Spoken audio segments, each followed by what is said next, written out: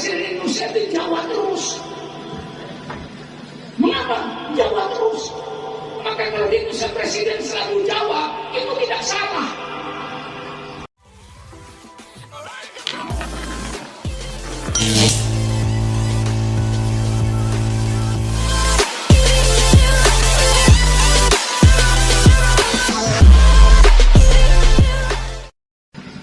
Saya pasti dalam pemilihan umum akan membawa agama saya. Presiden katakan, saya akan menganjurkan, hai bangsa Indonesia, pilihlah pemimpin yang beriman dan bertakwa kepada Allah. Kalau tidak boleh, saya ngomong gini, pilih pemimpin-pemimpin yang jahat itu, pilih pemimpin yang tidak beriman kepada Allah, pilih pemimpin yang tidak bertakwa kepada Allah, pilih preman-preman jadi pemimpin. Kalau saya tidak boleh bawa identitas, pilihlah pemimpin yang jujur. Siddiq, ini Islam. Siddiq amanah taklid fakon, ini Islam. Pilihlah pemimpin yang jujur. Kalau saya tidak boleh bawa identitas, memilih pemimpin yang jujur, pilihlah pemimpin pembohong. Betul? Pilih pemimpin pembohong. Kalau saya tidak boleh berkata, pilih pemimpin yang jujur, pilih pemimpin yang amanah, yang terpercaya. Kalau ini semua tidak boleh, pilihlah pemimpin pengkhianat. Pilihlah pemimpin yang taklid, pemimpin yang selalu menyampaikan kebenaran. Kalau ini tidak boleh, pilihlah pemimpin-pemimpin pembohong. Pilihlah pemimpin yang fatonah, pemimpin yang pandai, pemimpin yang pinter, pemimpin yang cerdas. Kalau ini tidak boleh, pilih pemimpin yang goblok. Bagaimana Pak Polisi? Hah? Nah ininya yang aneh-aneh sekarang ini. Tidak boleh bawa identitas.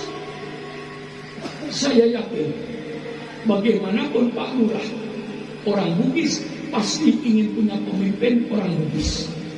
Jangan mengingkari. Betul? Saya seorang makmum orang Madura. Dengan segala kekurangan orang Madura, pasti saya ingin punya pemimpin yang orang Madura. Orang Jawa pun sama, ingin punya pemimpin yang orang Jawa. Maka presiden Indonesia di Jawa terus. Mengapa Jawa terus? Yang orang Jawa yang banyak, 60% penduduk Indonesia Jawa, 40%-nya baru Madura, Sunda, Melayu, 60% Jawa. Maka kalau di Indonesia presiden selalu Jawa, itu tidak salah. Saya tidak komplain. Kalau di Papua gubernurnya selalu orang Katolik, saya tidak komplain, wajar. Karena penduduk Papua itu mayoritas Katolik. Kalau di Bali gubernurnya orang Hindu, saya juga tidak komplain, wajar. Mengapa? Di Bali mayoritas orang Hindu. Kalau gubernurnya Hindu, pantas. Kalau di Papua Hindu, gubernurnya Katolik, pantas. Kalau di Madura bupatinya Islam, pantas. Aneh kalau di Madura ada bupatinya bukan Islam. Lucu. Nah, ya. Ini namanya pidato jujur. Jangan bersifat munafik. Ini Islam. Inilah peraturan-peraturan Islam. Pertanggungan jawab. Malah ancaman politik dalam Islam ada. Man yastar'illahu lahu rakyatan yamutu yawma yamutu wa huwa wasul li rakyatihi harramallahu alaihi jannah. Baca Bulughul Maram bab terakhir. Barang siapa yang Allah jadikan pemimpin, kemudian pemimpin ini mati, ketika mati sedang berkhianat kepada rakyatnya, pemimpin yang sudah dijamin haram masuk surga. Maka mari kita doakan malam ini, pemimpin-pemimpin yang belum memenuhi janjinya ketika kampanye, tolong ya Allah jangan dicabut dulu nyawanya.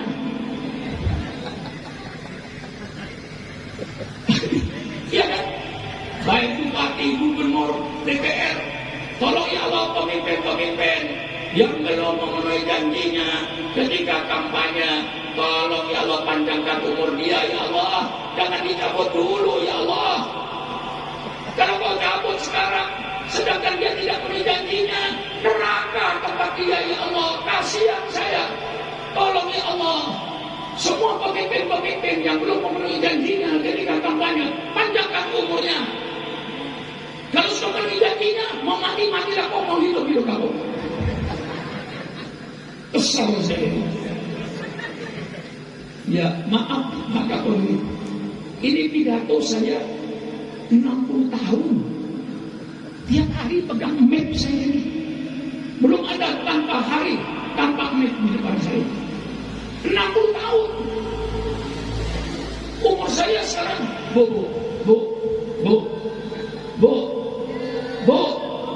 kelihatannya saya muda apa tua? Bu, tua apa muda? Jangan macam-macam jawabannya. Yang bilang tua, terima kasih, itu yang benar. Yang bilang muda, itu jelas naksir saya perempuan. Itu namanya perempuan mata keranjang. Sudah tua saya ini. Umur saya sudah masuk 83, Bu. 83 umur saya ini. Di antara kiai lintas presiden. Mulai Bung Karno saya sudah pidato. Melawan Bung Karno saya. Itu yang saya lawan Bung Karno. Tentu Pak Lurah gak tahu. Yang saya lawan sama Bung Karno itu dua. Satu, land reform. Orang tidak boleh punya tanah lebih dari 3 hektar, walaupun warisan, walaupun beli. Saya lawan itu tidak benar. Melanggar hak asasi manusia. Lalu Bung Karno mau bikin BTI, Barisan Tani Indonesia, mau dikasih senjata. Disebut Angkatan Kelima. Saya jawab, kalau BTI yang PKI itu dikasih senjata, semua santri dikasih senjata. Biar kalau perang seimbang. Itu saya waktu itu. Lintas presiden mulai presiden pertama sampai sekarang, tugas saya tidak pernah berubah. Di tahun DPR pernah dapat kursi, saya tolak. MPR saya tolak. Disukan Menteri Agama saya tolak. Saya mau jadi kiai, amar ma'ruf nahi munkar di negara ini. Saya tidak tertarik dengan DPR yang gajinya 60 juta, yang gajinya 100 juta. Itu saya dapat kursi, saya buang, saya kasih orang. Dapat anggota MPR, saya kasih orang. Disukan jadi Menteri Agama, saya buang. Cukup saya ini, amar ma'ruf nahi munkar hidup saya. Maka sampai sekarang kadang-kadang kesel saya ini 60 tahun pidato kayak begini. Oleh sebab saya masih tidak putus asa untuk memperbaiki negara ini. Peradaban Islam. Barang siapa yang memegang urusan umatku, termasuk Pak Lurah, maaf, termasuk ketua RT, ketua RW, termasuk camat, bupati, presiden, termasuk menteri. Man waliya min amri umati. Barang siapa yang memegang urusan umatku, fasyaqqa alaihi, kemudian dia mempersulit urusan umatku, fasbuk alaihi yaumil qiyamah. Pemimpin semacam itu kata Rasulullah nanti akan dipersulit di pada masa. Usikum wa iyaya binafsi bitaqwallah fa'durah. Jangan mempersulit urusan rakyat. Nanti akan dipersulit sampai di hari kiamat. Pak Kapolri, jangan mempersulit urusan umat. Kalau bisa dipermudah, mengapa dipersulit? Ini peradaban Islam. Jangan sebaliknya. Mengapa kalau bisa dipersulit, kalau dipermudah? Itu setan. Tegas. Tegas. Tegas. Man waliya min amri umati fasyaqqa alaihi fasbuk alaihi. Barang siapa yang memegang urusan umatku, RT, RW, lurah, camat, bupati, wali kota, gubernur, presiden, menteri, DPR, pejabat tinggi negara, jangan mempersulit urusan rakyatmu. Kalau bisa dipermudah, jangan dipersulit. Ini kadang-kadang pikirannya kalau bisa dipersulit, mengapa dipermudah? Setan. Peradaban Islam tidak seperti itu. Peradaban Islam kalau bisa dipermudah, jangan dipersulit. Ini Islam. Bicara soal politik. Islam bicara soal ekonomi. Supaya pelaku-pelaku ekonomi itu orang yang berakhlak. Supaya pelaku-pelaku politik orang yang berakhlak. Inilah Islam bicara soal politik. Yang kadang-kadang kata Hasan Asari tadi, politik itu kotor, politik itu jahat. Salah. Kalau politik itu jahat, politik itu kotor. Kotor. Fakultas Sosial Politik. Seluruh perguruan tinggi di Indonesia yang membuka fakultas sosial kotor. Kalau politik itu jahat, politik itu tidak jahat. Yang jahat pelaku politik. Mari klarifikasi. Politik itu tidak jahat. Politik itu ilmu yang terpuji. Ilmu politik itu suatu ilmu yang mempelajari bagaimana cara mengatur suatu negara. Itu namanya ilmu politik. Kalau kiai ingin tahu ilmu politik, baca kitab Al-Ahkam As-Sultaniyah, hukum tata negara yang disusun oleh Imam Mawardi. Baca kitab Al-Ahkam As-Sultaniyah, hukum tata negara yang disusun oleh Imam Abu Ya'la Madzhab Hambali. Baca kitab Fiqh Siyasah yang disusun oleh Imam Ibnu Taimiyah. Baca lagi yang termodern yang disusun oleh Profesor Dr. Kordawi. Nama kitabnya Fiqh Daulah, Fiqh berpakaian bernegara. Sekarang banyak lagi kitab-kitab tentang fikih politik ini. Di situ semua mengajarkan politik yang sopan, politik yang bermoral, politik yang berakhlak. Maka Islam bicara soal politik supaya pelaku-pelaku politik orang-orang yang berakhlak. Sekarang banyak pelaku politik yang tidak bermoral. Berapa banyaknya bupati yang masuk penjara? Berapa banyaknya gubernur yang masuk penjara? Berapa banyaknya menteri yang masuk penjara? Sampai menteri yang baik, sampai gubernur yang baik, digabung bupati yang baik.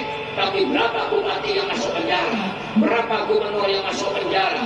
Berapa menteri yang masuk penjara? Berapa ratus anggota DPRD sampai DPR pusat yang masuk penjara? Maka Islam bicara politik supaya pelaku-pelaku politik ini orang-orang yang berakhlak, orang-orang yang bermoral. Innama bu'itsu liutammima makarimal akhlak. Islam bicara soal ekonomi supaya pelaku-pelaku ekonomi di pasar-pasar orang yang berakhlak. Jangan sampai pelaku-pelaku ekonominya orang preman, penipu, hancur pasar. Inilah maka Islam bicara soal rumah tangga supaya anggota rumah tangganya orang yang berakhlak. Islam bicara soal RT RW supaya masyarakat yang menduduki RT RW masyarakat yang berakhlak, masyarakat yang bermoral. Islam bicara soal ekonomi supaya pelaku-pelaku ekonomi orang-orang yang berakhlak, orang-orang yang bermoral. Islam bicara soal politik supaya pelaku-pelaku politik mulai wali kota, bupati, gubernur, presiden, menteri, anggota DPR, pejabat tinggi negara, orang yang bermoral, orang yang berakhlak. Ini yang kita harapkan oleh bangsa Indonesia. Saya kira cukup sekian. Loh, 2 jam Pak Kapolres saya pidato ini. Iya, hampir 2 jam saya pidato. Kalau nggak lebih 2 jam, 2 jam lebih. Padahal umurnya 83.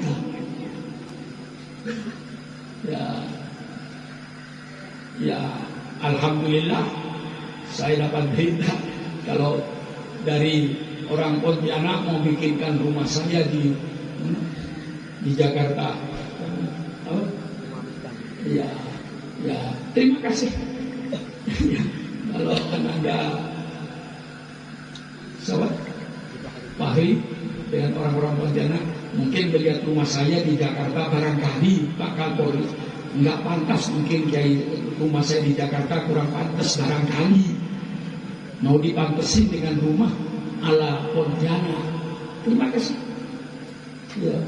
Ya mungkin menurut penilaian Fahri, wah Kiai Pak Suprapto rumahnya kayak begini, padahal Kiai yang dikenal dari Sabang sampai Merauke kok begini. Nah mungkin Allah alam bisawab.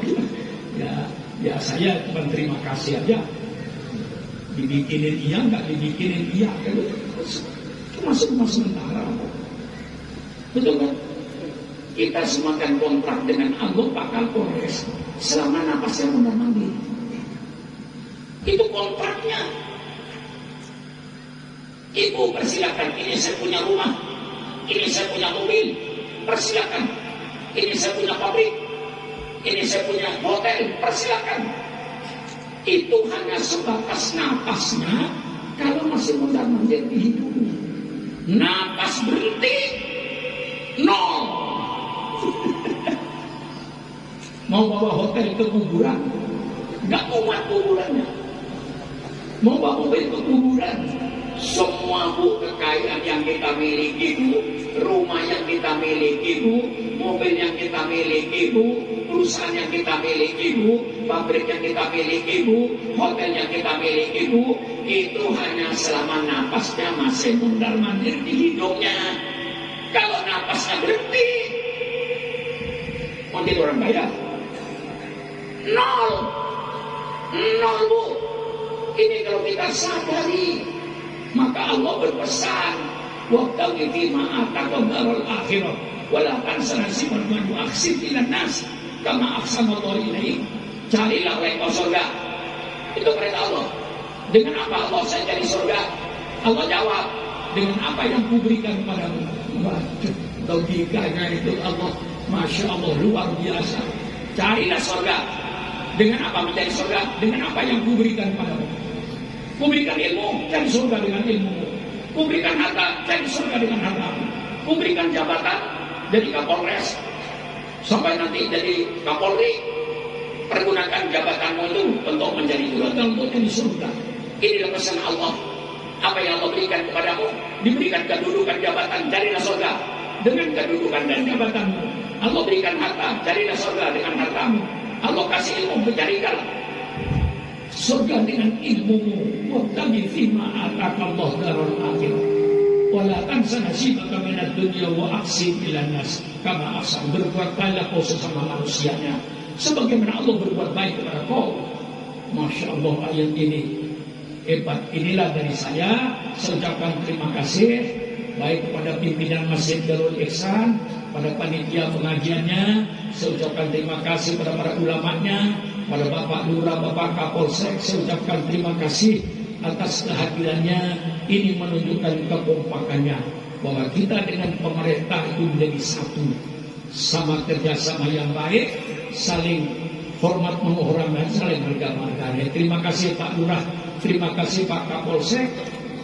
Kerjasama yang begitu indah di antara rakyat dengan pimpinannya. Saya kira cukup sekian saja.